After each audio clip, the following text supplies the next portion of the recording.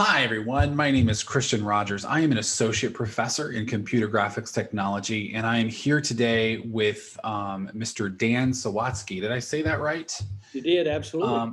Dan is the owner and founder of Imagination Corporation, and we are just going to take the next few moments and spend some time together really learning about what Imagination Corporation is, what they do, some of the types of projects they work on, and kind of where they've come from. So Dan, I really appreciate the opportunity for you to talk to me today.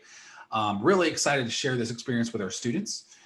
As well as potential students possibly, and those out in the industry. So yeah, thanks again for your willingness to talk. Okay, no problem. So first of all, starting out, can you tell me a little bit about Imagination Corporation? What's kind of your bread and butter? What are some of the main projects that you're working on right now? Okay, we are quite a different company than most theme companies. We're a small family company, and by family I mean family. We have my son is actually the owner of the company now, him and his wife. My daughter works for the company. My son-in-law works for the company, and a few employees, which fluctuates.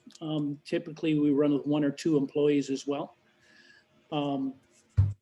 We tend to, because we're a small company, we like to think that we are Disney quality on a small scale, which is probably the best way of describing it. We don't get those huge budgets that Disney enjoys. Our parks are generally smaller parks, and our goal is to raise the bar with them, to take quite often off-the-shelf rides and modify them and then theme them to tell a wonderful story inside of that scale. And so our projects are anywhere from a small sign or photo op would be $10, $20, $30,000 up to, I think we've gone up to $15, $16 million. So that would be the range that we're at. We're different in our philosophy is we have no desire to build our company in terms of size. We have been up to 25 employees. When we get to be 25 employees, my hat changes. I go from being a hands-on builder and designer to manager of many people, which is a role that I prefer not to have. So we have, we're very selective about what we take. We take 1 or 2 large projects per year, or large for us, and then a number of smaller projects. And we say no to 90% of what comes across our door. We weed them out. And we weed them out with a series of 5 questions, which I think are important. And what it does is it focuses us on exactly the kind of project we want to do, rather than just feeding this big machine that has, with lots of employees and whatever. And our 5 questions go something like this and this is a question when Pete and I interview a new client, we're asking these questions in our head, and we'll send the client away and say, we'll get back to you. And then we ask internally, we ask these questions. And the questions are, first question, is the job going to be fun? I've been in the business for almost 50 years. I want to have fun every day. And I don't want as much as I love my work, I'm very jealous of our personal lives and working 40 hours a week and keeping it down to that. So first question is, will it be fun? And that is it going to get me excited and get me out of bed in the morning? Is it going to take me into the shop, even after 50 years in the business, excited about what I do?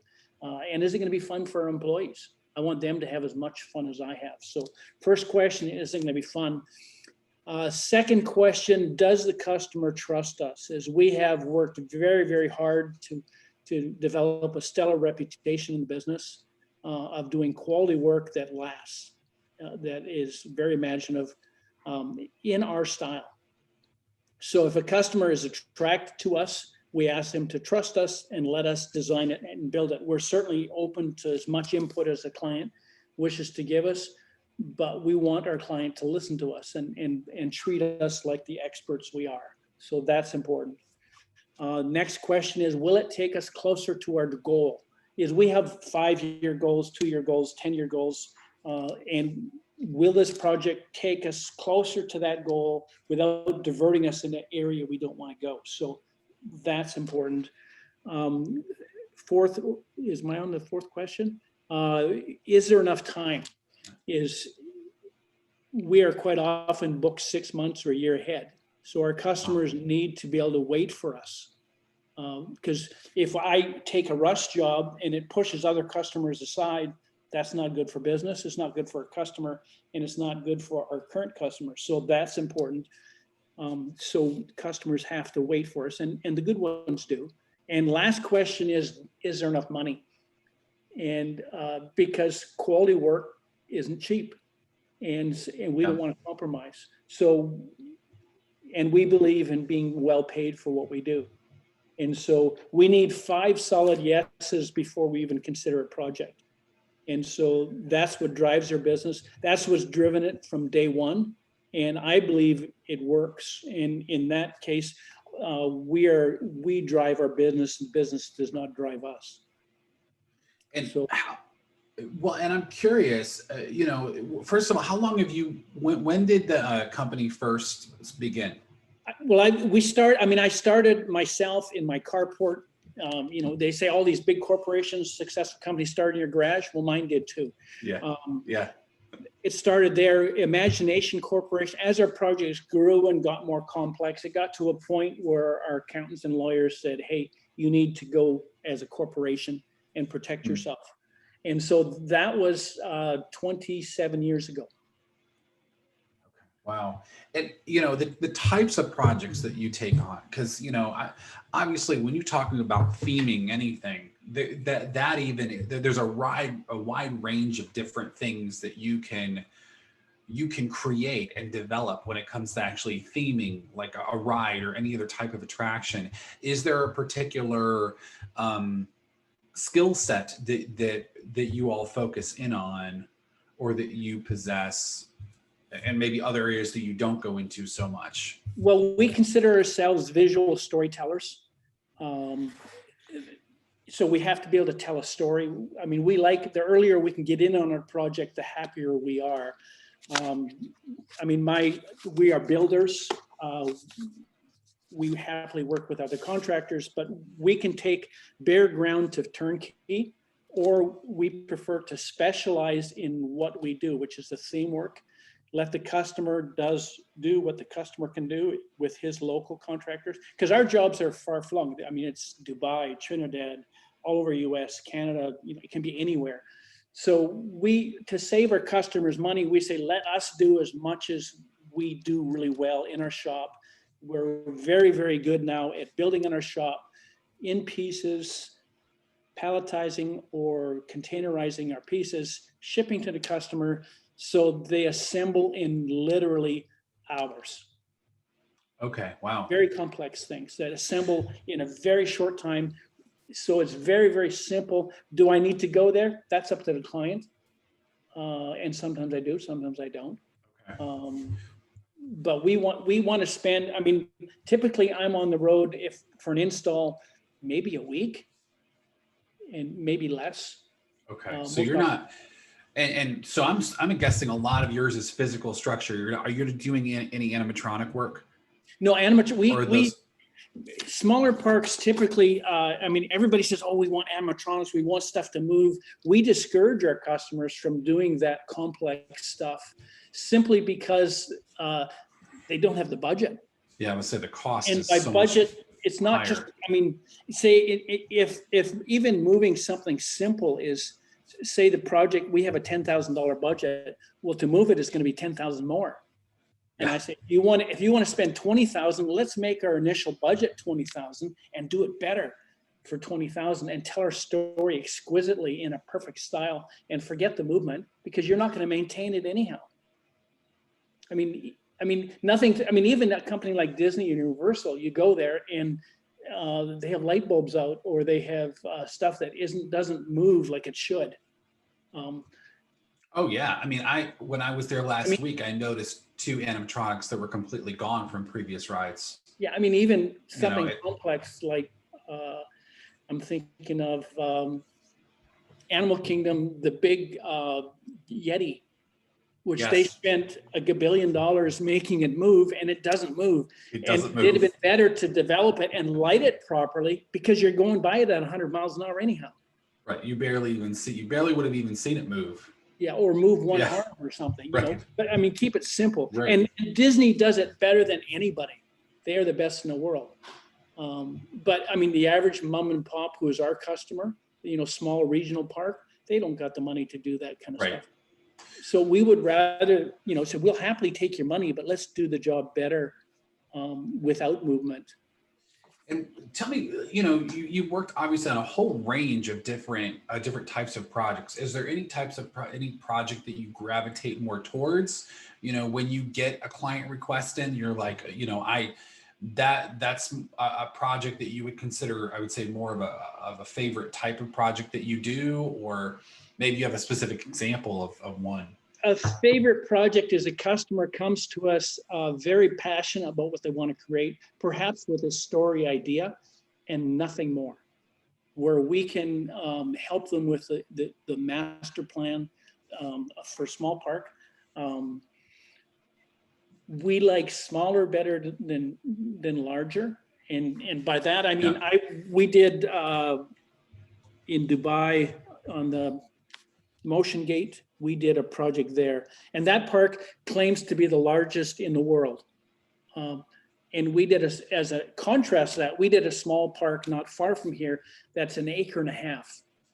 Hmm. And I would love to tour you through or show you the difference between those two parks. One is massive, not that effective in my opinion, and they spent billions of dollars. And the other is 1.5 acres with 14 attractions in 1.5 acres. Wow. By effectively using all Disney principles of layering things. The theming is very tight all the way through, because 1.5 acres doesn't cost that much, where a 200-acre park is very expensive to theme. And you can only fit so many attractions anyhow. And by planning Right. it well, you know, we're dealing with a customer who has ambitious plans, they all do. And say, let's build a small 1.5 acres with a logical plan to expand it, so that we can expand the park in coming years, add attractions without affecting your current operation, without digging anything up you currently do, and building in a reasonable season, like not in the middle of winter, without impacting your current park. So proper planning can achieve wonderful things, as opposed to a customer. I mean, most theme parks, and you can go to almost any theme park that's been around, they happen, they aren't planned. And so weird things happen in terms of traffic patterns and you know, all kinds of stuff. And that's where, you know, we know enough about parks to, if it's planned properly from the start. So you get a customer who comes and says, you know, I've got $5 million to spend, and I've got this much land. What can I do? And it's like, well, let's concentrate on 1 acre, but let's plan for 5 or 10 years down the road. And that's our ideal job. Yeah, and they're coming to you specifically with a story idea already. Is it fully fleshed out in terms of? No, we prefer customers come to us and realize that they're the money people, and hopefully they're skilled at operating a business. So they have those skills. So now leave the rest to us, because I mean, most parks, they come and they want to do a pirate theme, a jungle theme, or, you know, something that's been done 100 times already. Yeah. Can we not do this, please? Instead, let me do some research of your area. You know, if it's a park in pick a place, it doesn't matter. Let me do some research, and then let me write a story, and we call it fictionalized history. So based on your locale, or there's some great, every place has wonderful stories. Mm-hmm. And so, you know, if your area is noted for logging, okay, let's do a logging theme, but let's tell it with this fictionalized history, and let's create wonderful, true legends, which are people who go, is that true? Yeah, you know, absolutely. So that's what we love to do. That's our specialty. I love that. You know, like we're working with a farm right now, and they're in a gold rush area, and they want to add a train. Well, okay, let me create a train for you that tells this wonderful legend. And it's all fake. We're all making it up. But I'm going to read the local folklore and then adapt it. So most people coming there, the first question is this true? And of course, a good operator says, absolutely, here it is. And you're taking people, because it has to be. I mean, even Avatar or Star Wars, they're legends, but they feel real. I can attest to that, having been to Galaxy's Edge recently. Sorry about my. So that's what we do, albeit on a small scale and a quite budget. Now, are you focused mostly? He found another dog outside. Have you found? Hold on. Get out of here. There you go. Do you focus mostly on theme parks, or have you been using, creating and theming other types of environments? We'll do retail. Okay. We'll do theme parks. We'll do farms. Everybody's got to. And why can't we do that? Why can't we bring that magical world? I mean, Disney is the most popular place in the world. So why can't we have that? I mean, my yard looks like that. There's a train around it.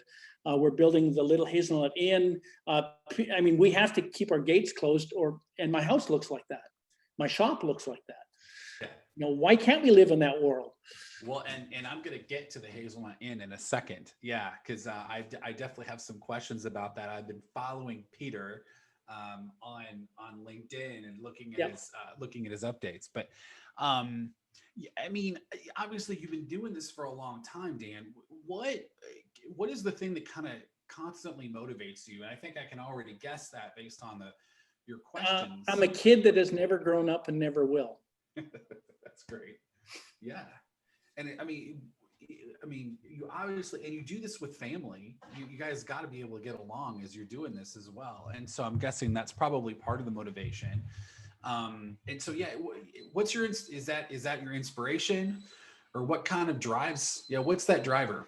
We have fun. I mean, I could do anything I think people can do anything they choose to do. It takes time and a great deal of effort to do that.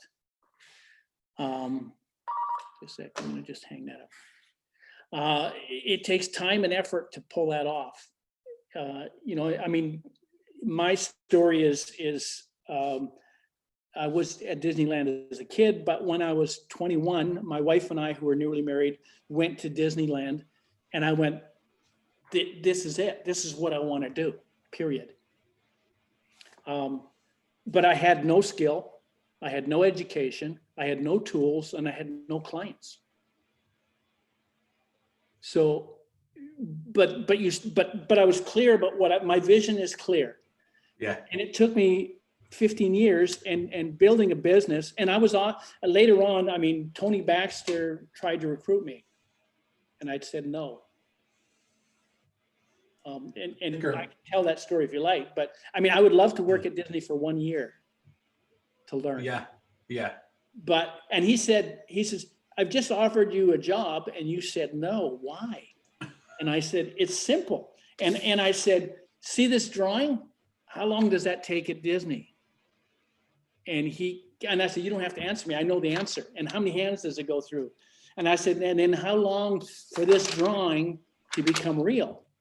And I opened my book and I said, in my shop, that's the morning and that's the afternoon. That's why I don't want to work for Disney. So simple as that. And I mean, I walked through Imagineering.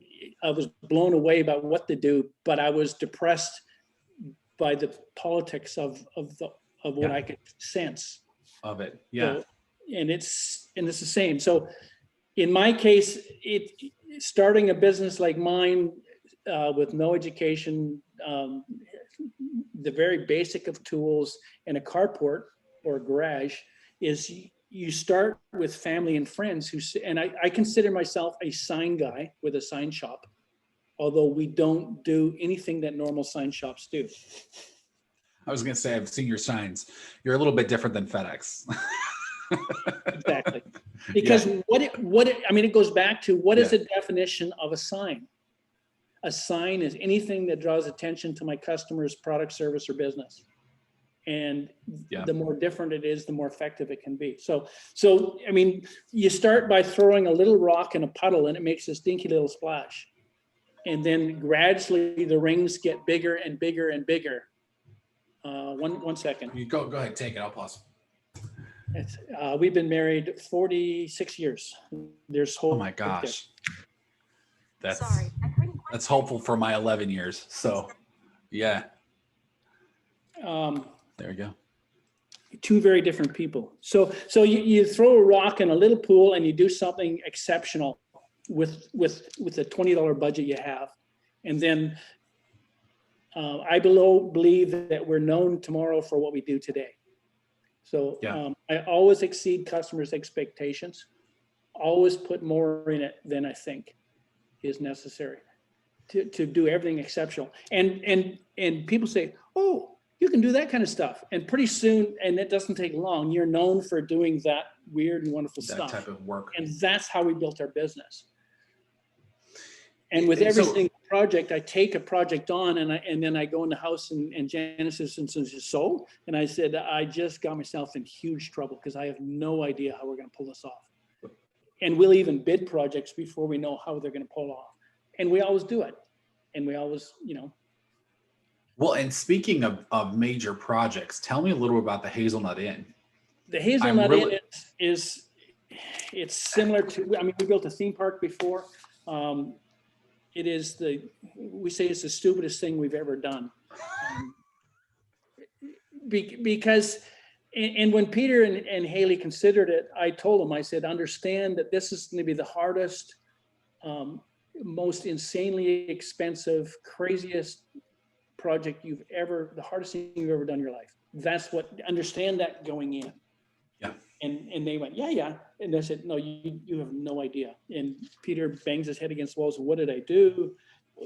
Is this right? I said, yes, it is. Trust me, because it's gonna do two things. Number one is it's going to be a marvelous business, and number two, it's going to bring us millions of dollars worth of work because there's nothing in the world like it. So Hazelnut Inn was the inspiration of Haley, Peter's wife. And it came about because when they got married 6 years ago, they wanted to stay in a castle on their honeymoon. That was their crazy dream. And in our house, there is no crazy dream. It's you want to do this? Fine, let's figure out how to do it. So they ended up in Rome in a castle, this little castle. And they fell in love with what they saw. It was a fairy tale dream, which everybody should have in their life, not just when you're married, but constantly. Yep. So we got back and he said, why isn't that here? Now, everybody in the world who owns a hotel claims to have a themed hotel.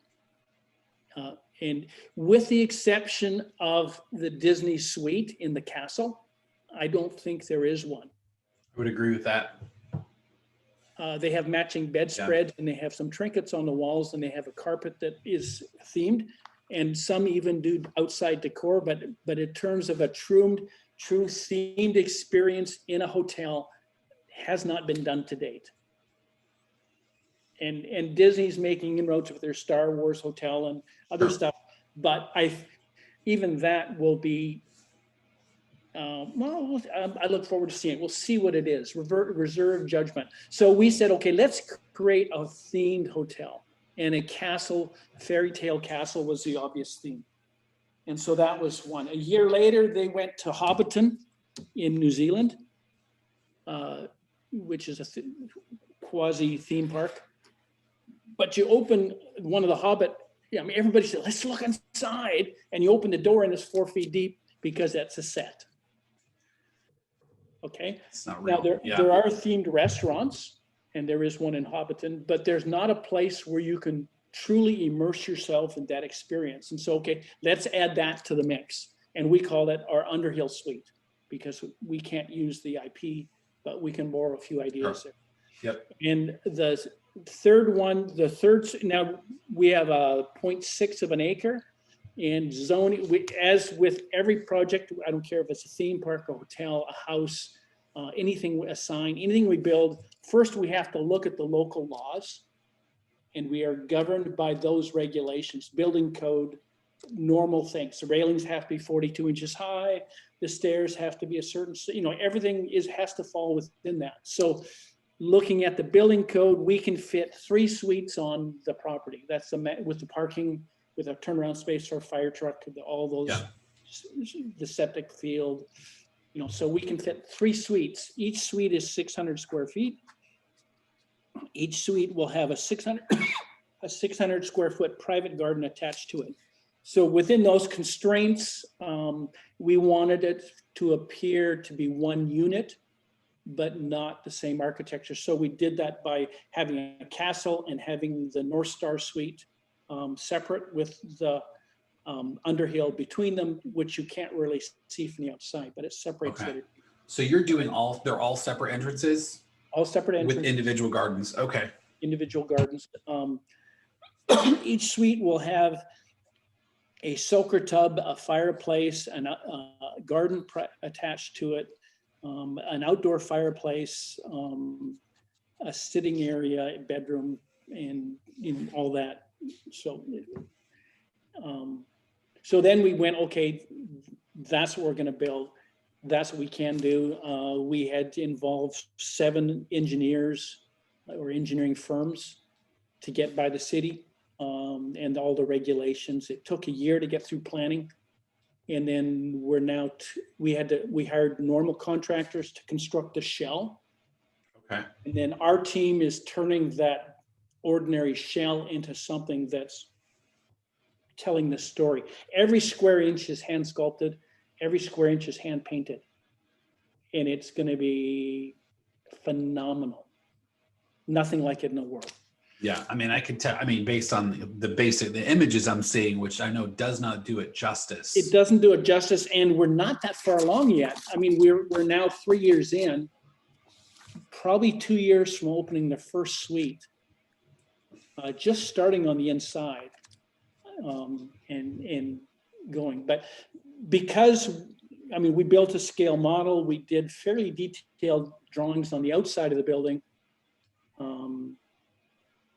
Inside is rather vague because we're kind of doing it as we go. And then is there, I mean, obviously you've kind of mapped out, I'm guessing, a timetable for completion. Do you have an expectation of how long the project will be from beginning to end?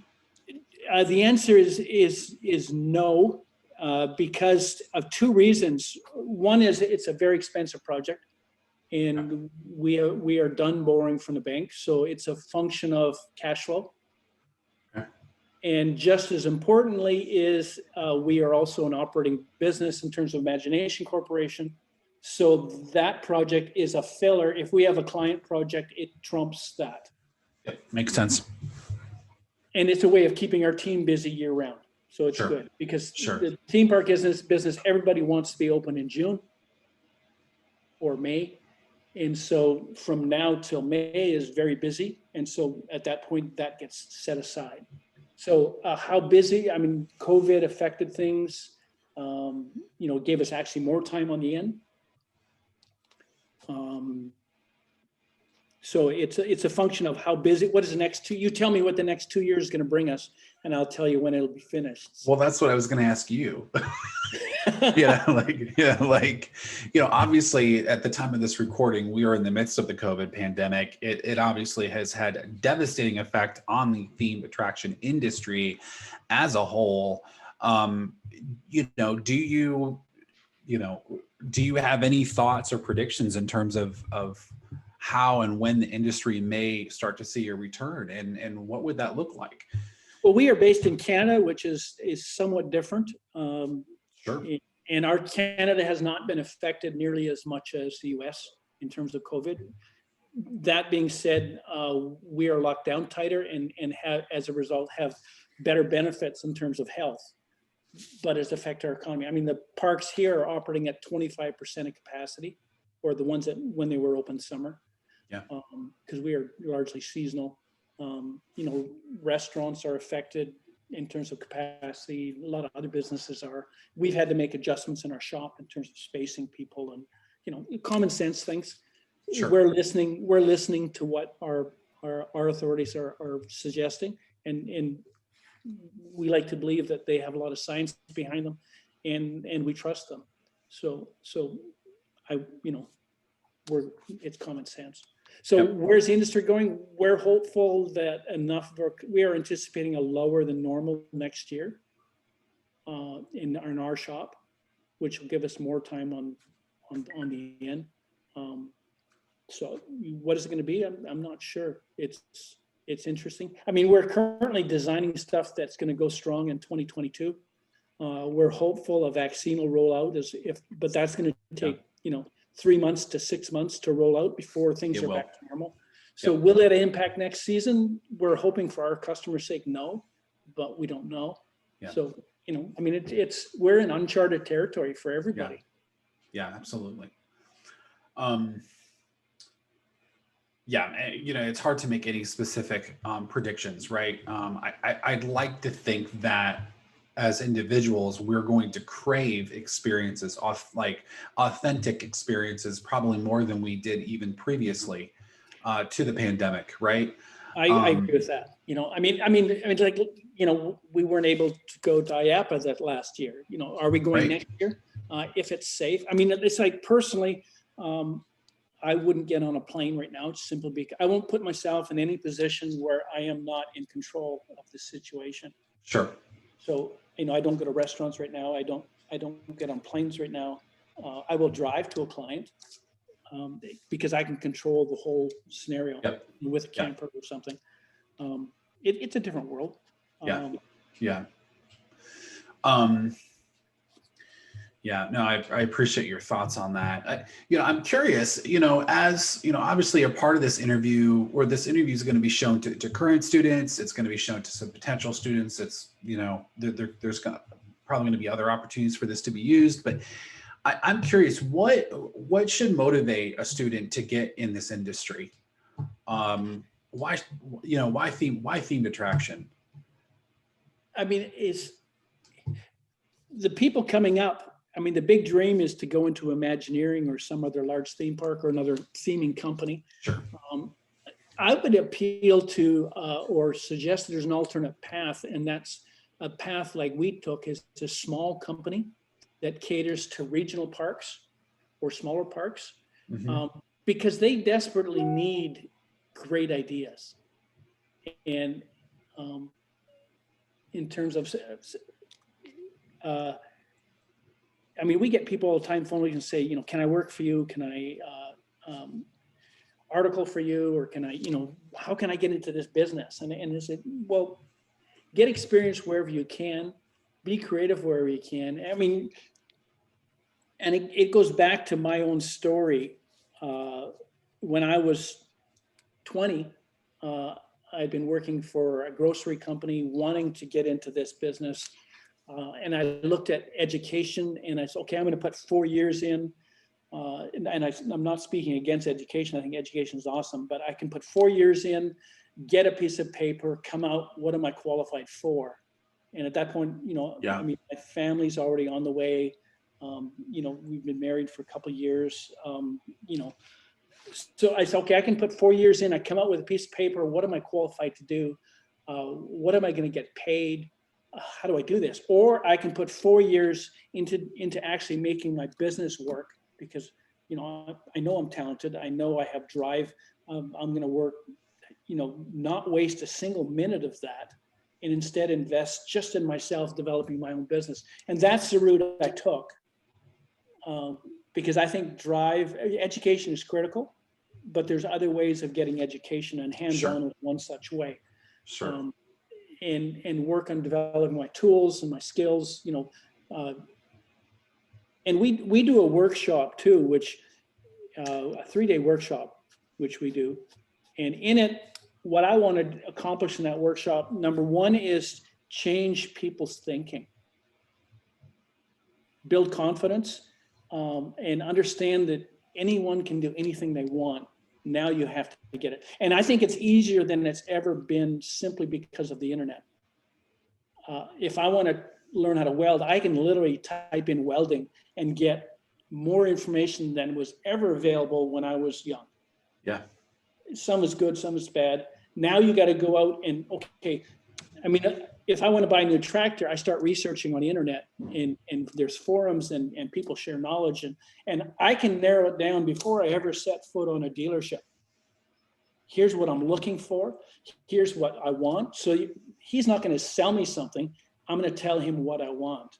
Mm-hmm. And so I think someone with that frame of mind can learn a great deal, whether you're in school or whether you're on your own, or a combination of both, who's the best of all worlds. Yeah.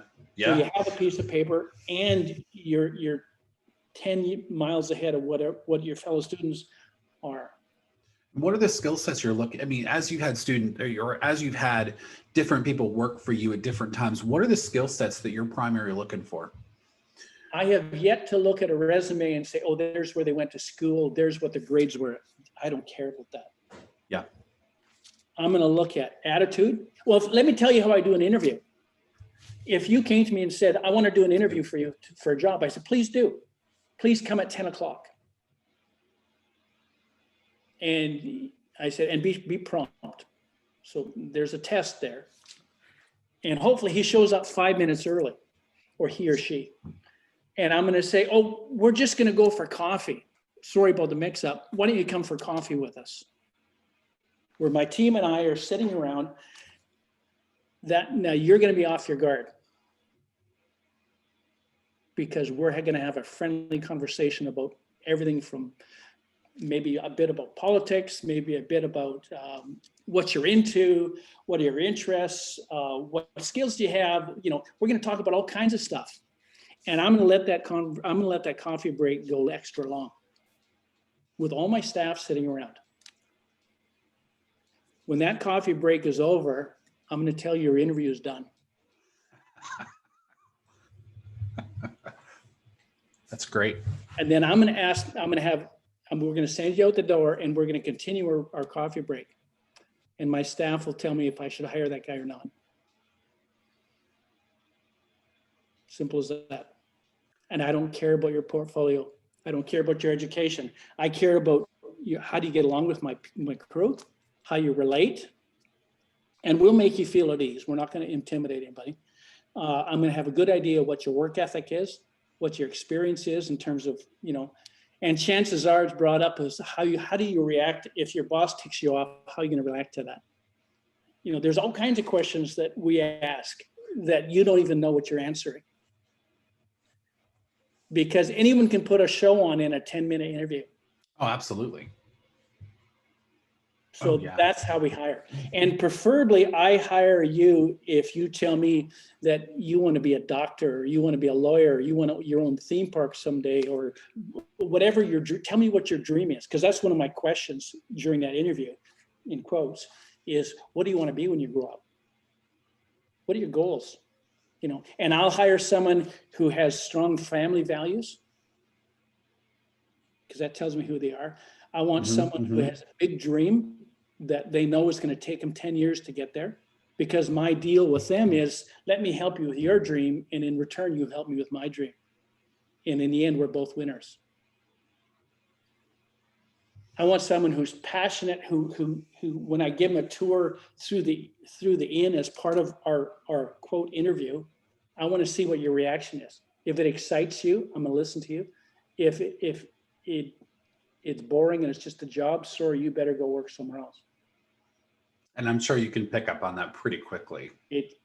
I can tell by the light in your eyes. I mean, and I'm looking for we do the same interview for our customers. Really? Okay. Because I want to have fun. Yeah. Well, and that's an encouraging thing to even, for you to say, because I think sometimes there is a stigma, that, if you're going to work in the industry, you can't be the fanboy, right? Like I've heard some people say that you can't be the fan. You can't. I would fail that one. Right. Yeah, I would agree. I mean, I'm a huge Disney fan. I mean, right. And we go to a Disney park somewhere in the world every year. And when I go, I want to take my grandkids.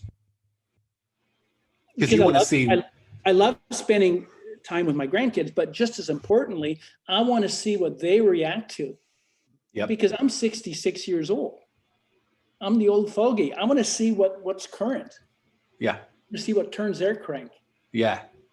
No, so that's super encouraging, because even as I talk, you know, and I interact with students, I want them to get excited. I want them to be a kid, right? Well, that's when I talk about when I talk about is it fun? I mean, I am just as excited to come to work, and I don't care if it's working on my hot rod, which is custom built, every single piece, or it's working on a customer's project. I want the same. I want to come in the shop, even, you know, on my off time, and say, which one shall I work at? Because money does not get me out of bed in the morning.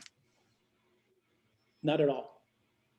Well, what do they say? Once you go above $40,000 a year, you're not any more happy.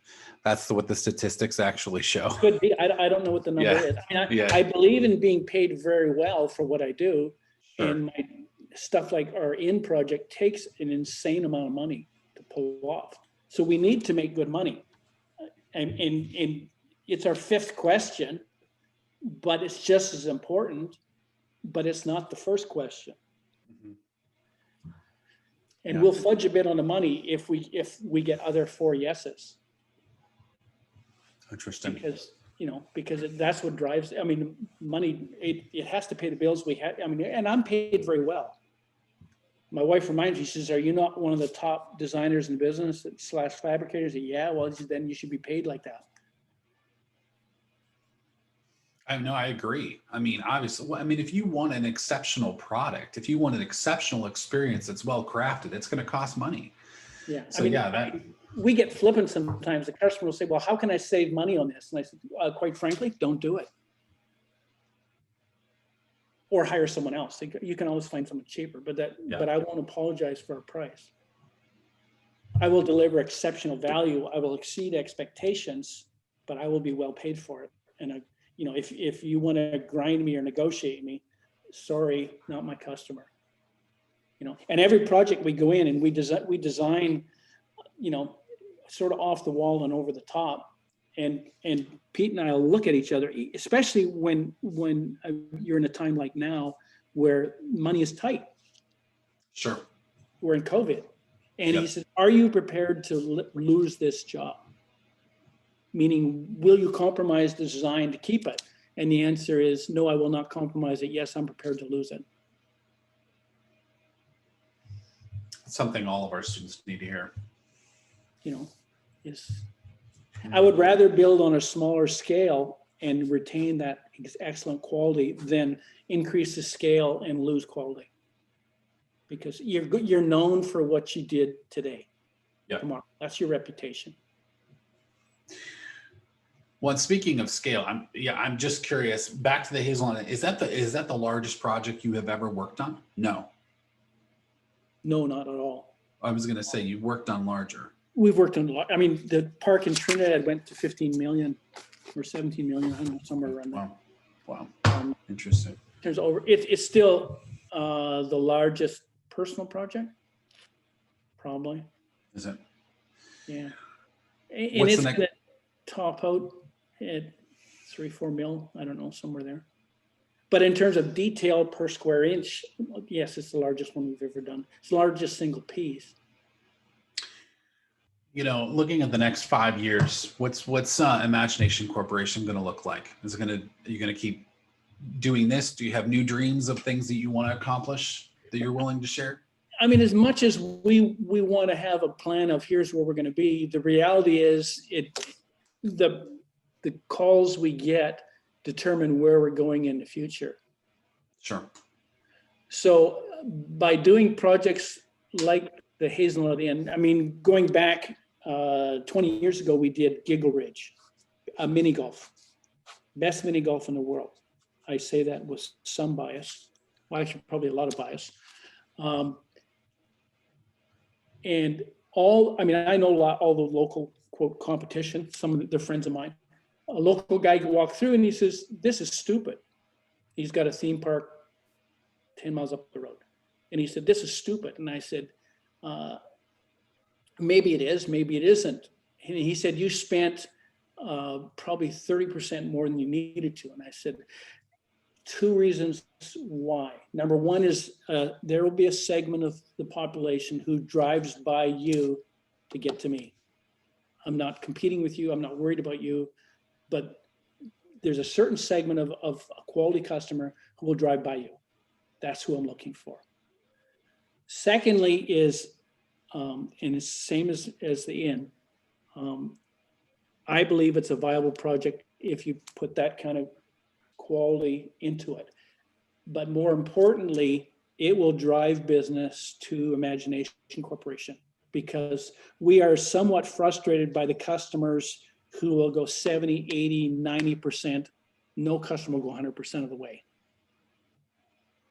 Logic tells them and business sense tells them, if we scale this back and this back, it's more profitable. For them in the long run. I don't disagree with them. But as a designer, I long for the one that we go 100%. And so Giggle Ridge was 100%. The Hazelnut Inn and our own property here is 100%. And that brings us the quality customer who will spend 90. Yeah. And chances are we might be able to twist them just a little bit higher. Well, I gotta understand, obviously, yeah, that makes sense from a business standpoint that, they're always going to wonder what, what's our return on investment, and can I scale back slightly and still get a reasonable return on investment in comparison to going the full 100. But yeah, they have to survive too. Chances are there's a good portion of borrowed money there. Yeah. And every company, I don't care whether it's you and me or every individual, you and me or Disney or anybody, has what we call a pipeline. And two things flow through the pipeline: time and money. Because every project has a timeline that makes it necessary to make compromise. And every project there's only so much money, and typically projects go over budget. But there's a point, we've had in our past, we've had projects where the customer they didn't plan properly, there was too much money, and it sank them. Yep. So quite often we'll advise customers, you don't need to spend that much, spend this much, but only do this year and plan this for a second or third or fourth year. Because it spreads out our workload and it makes more economic sense. And to a point in terms of marketing, if you advertise and promote it properly and say, look what's coming next year, that will drive business next year, even though you don't do it this year. And it sounds like a greater a certain amount of not finished if they know it's coming next year too. Well, it sounds like your grander advice essentially is scale back your project for this year so that you can focus on excellence, because you can always do a next phase. Yep, absolutely. Yeah. And even when we go and design a project, we try and encourage our customers to give us a realistic budget of what we can work with. And if they say, okay, we have $2 million to work with, I'll still design to $5 million with the idea of it's not all coming this year. We're going to spend $2 million this year. Yeah. Yeah. Well, Dan, I really appreciate your time. I want to be respectful of your time. I really appreciate the opportunity to talk with you, spend some time, learn about Imagination Corporation. Thanks for your willingness to talk with me. My pleasure. Yeah. And I look forward to talking with students about sort of the real world, how the rubber hits the ground in our business, as opposed to these wonderful lofty ideas that sometimes, is a student coming out, they have a degree, they're very knowledgeable, but they're lacking experience, and they have to give themselves time of it's going to be, to be an Imagineer, very few, with the exception of a very, very few who have the right connections and extreme amount of talent, are going to get in before the 30, 35. Yeah. Because they don't have that experience to fit and go. I mean, even if I hire someone in our small company, it's going to be a year before they're, to put it bluntly, of any use. Because they don't know what our terms are, they don't know the experience, and there are exceptions to that.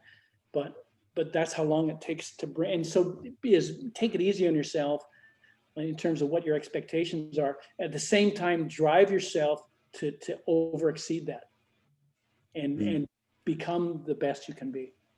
Well, and I'm also going to say this. I want to thank you for your willingness to serve on our advisory board, your willingness to care for students in the next generation. You offer a wealth of advice.